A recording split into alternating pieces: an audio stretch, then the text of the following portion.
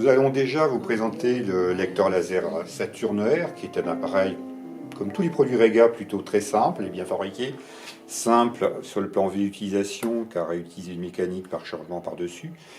Le but est bien entendu d'éliminer le plus possible les vibrations, mais aussi de maximaliser la fiabilité, qui est toujours un point délicat sur un lecteur laser.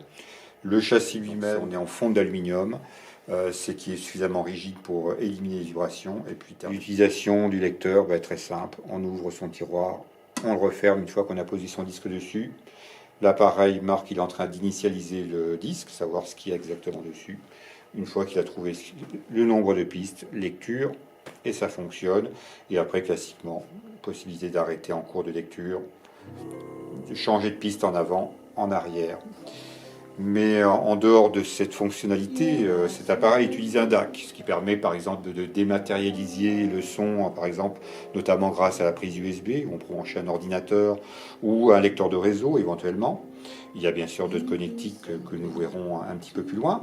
Mais avec ma télécommande à distance Rega, j'ai une fonction marquée, comme vous voyez là, certainement DAC, CD DAC. J'appuie sur cette fonction DAC, et comme vous voyez là, donc là je suis en train de lire un fichier que j'ai sur mon lecteur de réseau. Donc cet appareil est très très complet et vraiment comme un lecteur laser, je dirais seul, et à la fois un DAC complètement séparé. D'ailleurs, on peut utiliser les deux éléments de façon complètement séparée si on le désire. Ce que nous allons voir un petit peu plus loin après qu'on verra les connectiques de l'appareil.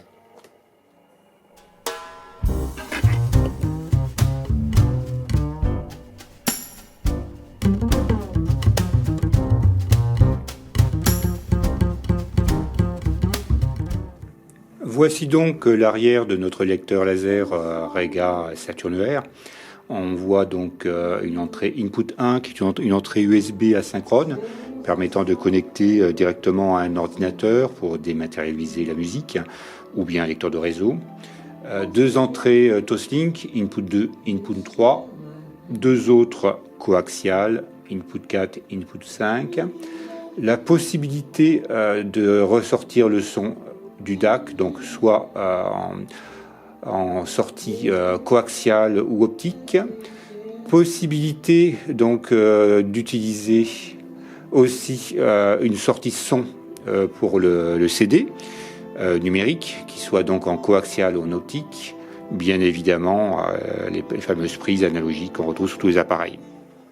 Pour parler de ce nouvel intégré hélicitaire, on dira qu'il est d'une grande simplicité, comme fait toujours Rega, juste un bouton de volume, tout simplement. D'ailleurs, à savoir que ce bouton de volume est composé de 1024 résistances qui préservent l'impédance d'entrée. La puissance est quand même assez confortable, puisqu'il développe à peu près une centaine de watts par canal, avec une conception double mono, donc des étages de puissance complètement séparés, avec un montage d'Arlington, avec des transistors de nouvelle génération Sanken. L'appareil est quand même très complet en termes de connectique, c'est ce que nous verrons un petit peu plus loin. Il permet quand même d'avoir une entrée phono MM, bien entendu, on ne peut pas concevoir un produit Rega, un ampli Rega sans entrée phono, sachant que le constructeur, ça a été sa première activité dès le début.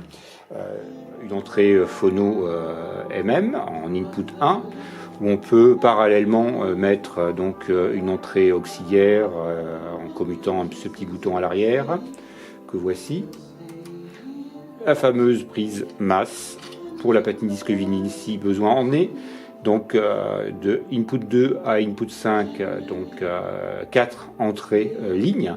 La possibilité aussi d'avoir deux enregistreurs, comme vous avez deux record input et deux record output.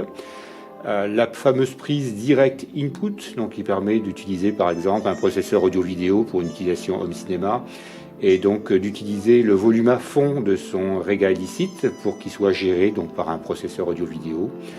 Une prise préamp output qui permet d'utiliser que la partie préamplificatrice du Rega Elicit en utilisant donc un bloc de puissance externe à cet appareil.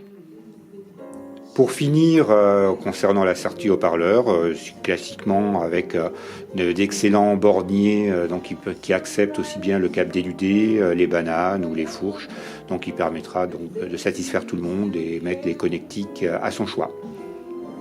À savoir que ces appareils sont livrés avec la même télécommande à distance qui permettra donc de gérer à la fois le lecteur laser ainsi que sa partie DAC et également le contrôle de l'amplificateur illicite.